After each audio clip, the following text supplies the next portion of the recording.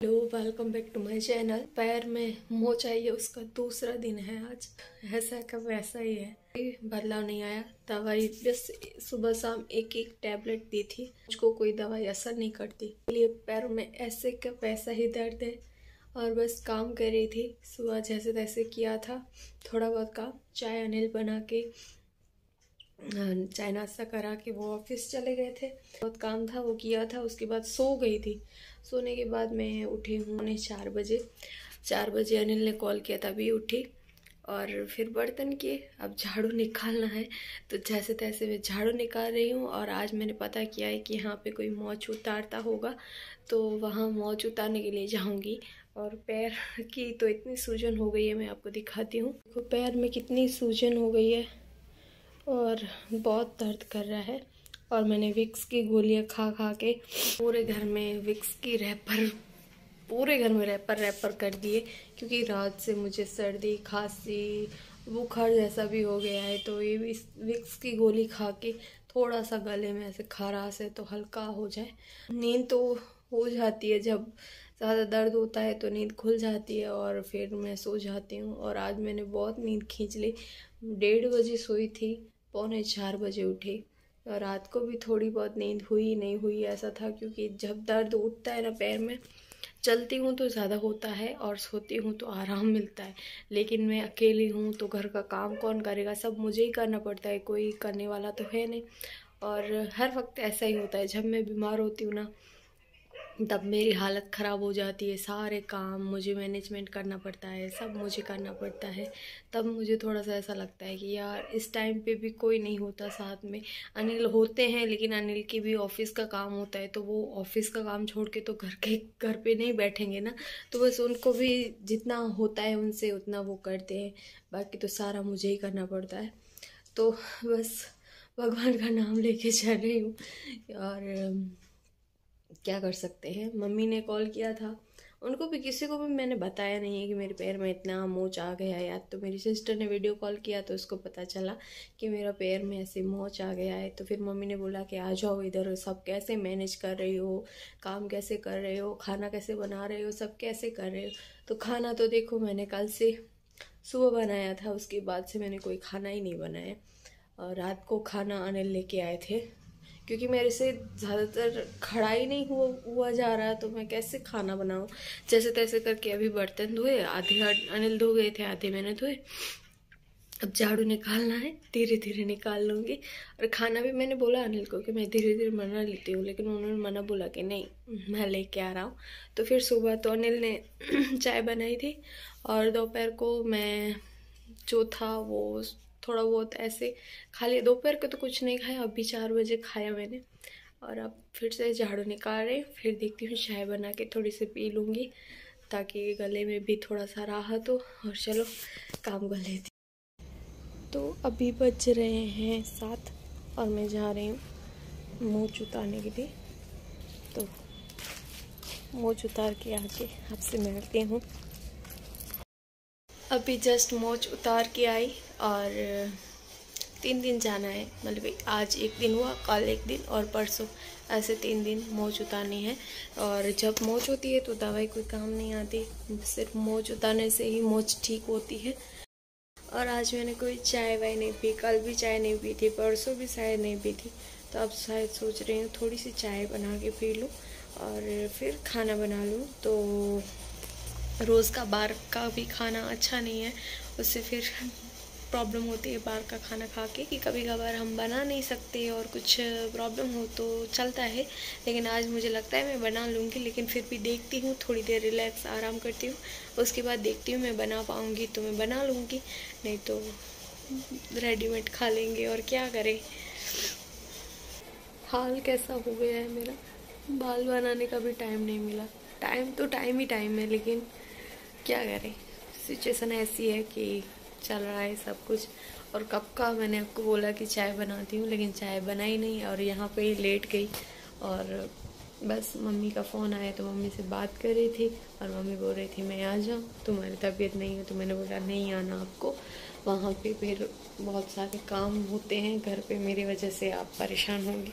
तो अब मैं ना चूल्हा जलाती हूँ, क्योंकि धूप करना है और खाना बनाना है, तो आज मैं कुछ नहीं, सिंपल कड़ी और खिचड़ी बना रही हूँ। और मेरी चाल देखो ऐसी हो गई है। कल अनिल हंस रहे थे, बोल रहे थे तुम्हारा ब्लॉग शूट करूं और सबको दिखाऊं तुम कैसे चल रही हो। तो अनिल हंस रहे थे मेरे पे। मैं सॉक्स पहन लेती हूँ, क्योंकि अभी मोच उतारने गई थी तो उतार दिया था, वो क्या बोलते हैं, बेल्ट। तो बस ये सॉक्स पहन लो, पैर बहुत नीचे बहुत ठंडा ठंडा लग रहा है। और बनाती हूँ खिचड़ी कड़ी, और पहले बाहर चूल्हा जला लो। धीरे धीरे आग पकड़ रहा है चूल्हा हमारा, तो इस पे खाना कुछ नहीं बनाना, बस धूप के लिए ये उबले हैं उसको जलाना है, ताकि हम धूप कर पाएँ पूजा में। तो बस इसके लिए, और संडे को हम कुछ इसके चूल्हे के ऊपर खाना बनाएंगे। और मैं यहाँ पे देखो लकड़ियाँ करने गई थी चूल्हे के लिए, और ये उबले तो मम्मी के घर से लेके आई हूँ मैं, वहाँ पे गाय है ना। अच्छी तरह से आग पकड़ ली है चूल्हे ने, और चूल्हे के ऊपर खाना बनाते हैं, कितना टेस्टी खाना बनता है ना। और कौन कौन चूल्हा जलाता है मुझे कमेंट में बताना। मुझे चूल्हा जलाना पहले से ही आता है, क्योंकि मेरे मम्मी के घर चूल्हा हम जलाते थे, और ससुराल में भी चूल्हा जलाते थे, और चूल्हे का खाना बहुत टेस्टी बनता है। तो इसके लिए इसके ऊपर मैं अब से कुछ बनाऊंगी। इसकी पूजा में हमको ये उबले चाहिए होते हैं, जो ये इसका जो आधा जला हुआ आधा वो ऐसा होता है ना, वैसे। तो इसमें पूजा में ये यूज़ होता है, इसके लिए मैंने ये चूल्हा लिया है। इसके पहले मेरे पास चूल्हा था, वो टूट गया है।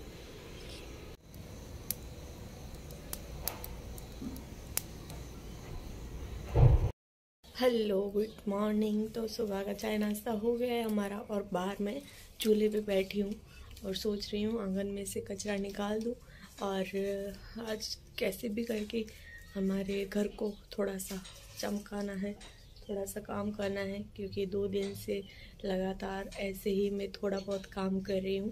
पैर में तो थोड़ा सा दर्द है, लेकिन मैं थोड़ा सा स्ट्रॉन्ग बनने की कोशिश कर रही हूँ, क्योंकि काम भी तो करना पड़ेगा ना। कब तक मैं ऐसे सोती रहूँगी। और पैर का दर्द है वो धीरे धीरे ठीक हो जाएगा, मुझे ऐसा लगता है। और पकड़ के बैठूँगी तो भी मेरे लिए अच्छा नहीं है। और थोड़ा सा तो वॉक करती हूँ थोड़ी सी, तो पैर में ज़्यादा दर्द होता है, इसके लिए ज़्यादा काम नहीं हो पाता, तो मैं ब्रेक ले के काम करूँगी। और अभी फ़िलहाल करूँगी वीडियो एडिटेड, आधा हुआ है आधा बाकी है। और आप सबका इतना प्यार है, सपोर्ट है, इसके लिए मैं अगर ऐसे मानूँ भी ना कि मुझे अभी नहीं करना काम, फिर भी मुझे करना ही पड़ता है, क्योंकि आप सब वेट करते हो, अच्छी अच्छी कमेंट्स करते हो, इंस्टाग्राम पे डीएम करते हो कि दीदी आपका वीडियो क्यों नहीं आता, आपका वीडियो नहीं आता तो हमको अच्छा नहीं लगता, और आप कैसे हो, कहाँ हो, क्या कर रहे हो, इतने सारे सवाल आते हैं। दीदी आप हैप्पी रहा करो, दीदी आप उदास मत हो। अगर मैं कोई ऐसी मतलब कि स्टोरी भी डाल दूँ ना थोड़ी सी उदासी वाली या कुछ, तो तुरंत मैसेज आते हैं कि दीदी ऐसी स्टोरी क्यों डाली है, दीदी आपको क्या हुआ है, आप कहाँ पे हो, आप उदास क्यों हो। और इसके लिए फिर मुझे भी ऐसा लगता है कि नहीं, मुझसे इतने सारे लोग प्यार करने वाले हैं, तो मैं क्यों एक छोटी सी बात को पकड़ के बैठ के उन सब का भी दिल दुखाऊं। इसके लिए फिर मैं सोचती हूँ कि नहीं, मुझे इन सब के लिए हैप्पी रहना है। जो मुझे खुश देखना चाहते हैं, मैं उनके लिए खुश रहने की कोशिश करती हूँ। फिर जो वैसा सोचते हैं उनका कोई मतलब ही नहीं रहता फिर ज़िंदगी में। अगर आपकी ज़िंदगी में एक कोई आपसे प्यार करने वाला हो ना, तो उसके लिए आपको है ना पूरी ज़िंदगी कुर्बान कर देनी चाहिए, क्योंकि नफ़रत करने वाले तो बहुत होते हैं, प्यार करने वाले जो नसीब वाले होते हैं ना उनको ही मिलते हैं। और मैं सोचती हूँ कि मैं थोड़ी सी नसीब वाली हूँ, जो मुझे इतना सपोर्ट करने वाले, प्यार करने वाले, मेरी केयर करने वाले आप सब लोग मिले हो। तो थैंक यू आप सबका, इतना मुझे अप्रिशिएट करते हो, मेरे लिए कुछ सोचते हो, तो मुझे बहुत अच्छा लगता है। तो चलो थोड़ी देर यहाँ पे बैठ रही हूँ। और आपको पता है झूले पे हम बैठते हैं ना, तो ऐसे माइंड एकदम ऐसे पता नहीं रिलैक्स हो जाता है। ऐसे मैं ऐसे बैठती हूँ, और बाहर देखो ऐसा व्यू है मेरा, यहाँ से बैक कैमरे से दिखाती हूँ, ऐसा व्यू दिखाई देता है झूले के ऊपर से। तो देखो कितना अच्छा लगता है ना यहाँ पे बैठना।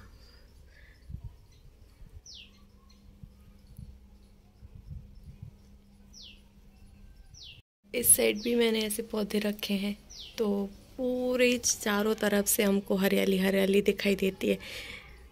ऐसा देख के भी हमारा माइंड थोड़ा सा रिलैक्स हो जाता है। वो पंखी आते हैं, चिड़िया आती है, गिलहरी आती है, तो वो उनको भी देख देख के हमारा माइंड थोड़ा सा डाइवर्ट हो जाता है। और हमको है ना, उनकी ज़िंदगी देख के हमारी ज़िंदगी में जो प्रॉब्लम है वो कुछ भी नहीं है उनके आगे। तो ऐसे सोच के मैं और स्ट्रॉन्ग हो जाती हूँ। और मेरे मुंह पे भी आज बहुत सूजन हो गई है, ऐसा लग रहा है मुझे, मुंह थोड़ा सूजा सूजा लग रहा है। तो चलो वीडियो एडिट करती हूँ और घर के काम करना स्टार्ट करती हूँ। कितने दिन से कपड़े नहीं धुले, वो कपड़े धोती हूँ। और ज़िंदगी में चाहे कुछ भी हो, स्ट्रॉन्ग बनना बहुत ज़रूरी है।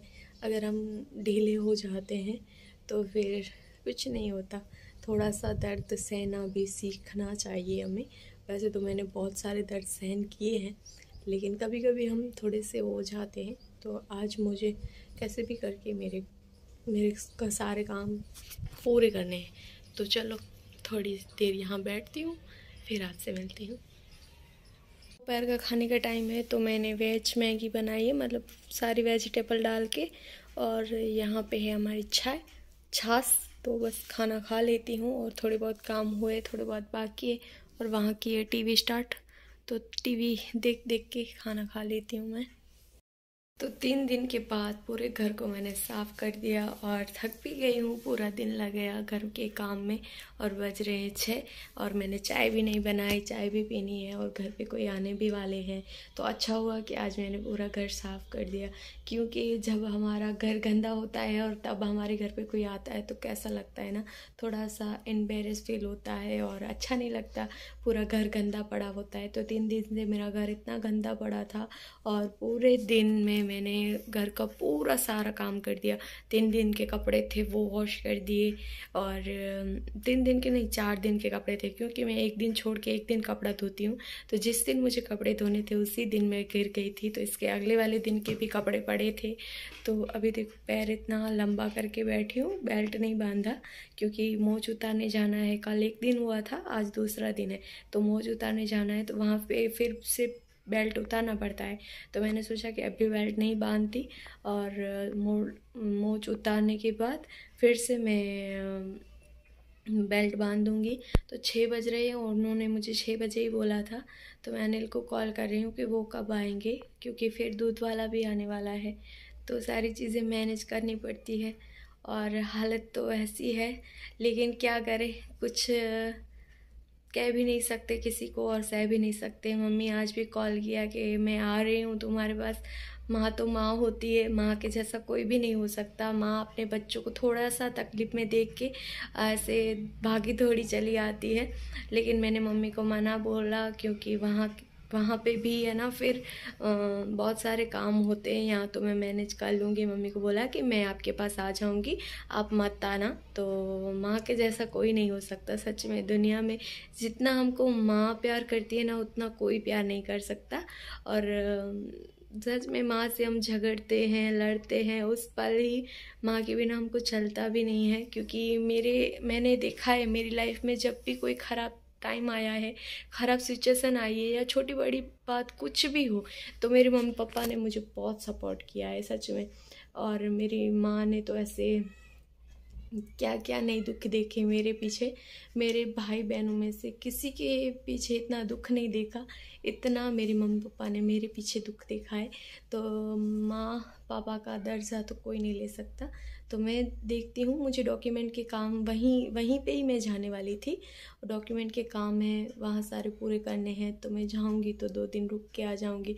और इससे पहले मैं गई थी तो मम्मी मना ही बोल रही थी, मत जाओ ना, रुक जाओ ना, मत जाओ, रुक जाओ, रुक जाओ।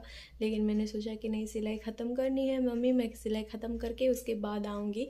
और देखो आना हुआ ऐसा कि दर्द यहाँ पे लिखा था ना मेरे नसीब में, कि कोई जो लिखा होता है वो होता रहता है। तो मैं देखूँगी, जाऊँगी 2 दिन में। आज तो अनिल के मम्मी पापा आने वाले हैं, तो उनको भी पता नहीं था कि मेरा पैर ऐसे हो गया है, लेकिन मैंने किसी को नहीं बताया। अनिल ने उनको बोला कि वो तो चल भी नहीं पा रही, ऐसी उसकी हालत ख़राब है।